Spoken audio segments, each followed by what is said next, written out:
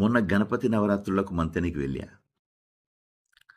భజన కార్యక్రమం జరుగుతుంది. మంతెన అంటే మీకు తెలుసు కదా, బాతాలు, భజనలు, భోజనాలు. అపరిచయస్తుడైనా కూడా వచ్చినా వాడిని కలుపుకోపోయేటటువంటి పద్ధతి మంతెనలో ప్రత్యేకంగా ఉంటుంది.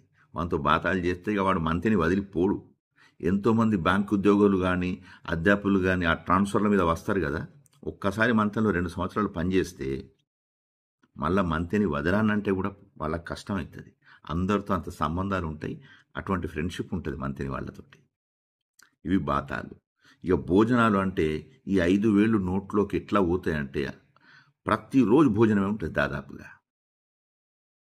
ఆల్ ఆర్ ఇన్వైటెడ్ టైప్లో ఉంటుంది, అద్భుతంగా ఉంటుంది.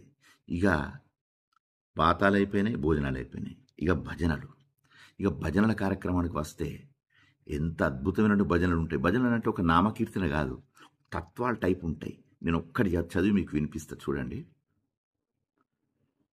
మానవుడా మమత వీడరా, మమత వీడి రామనామ స్మరణ చేయరా.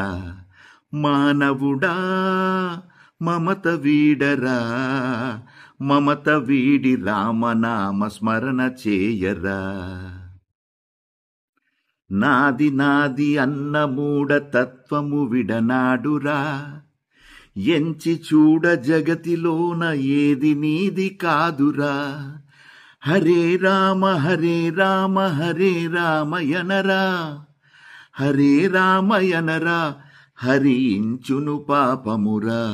మానవుడా మమత వీడరా, మమత వీడి రామనామ స్మరణ చేయరా. ఎట్లా ఉంటుంది తత్వం, చూశారా? ఎంత భావం. ఇగో దిస్ ఇస్ కాల్డ్ మంతెని, కాదంటారా? అద్భుతంగా లేదు?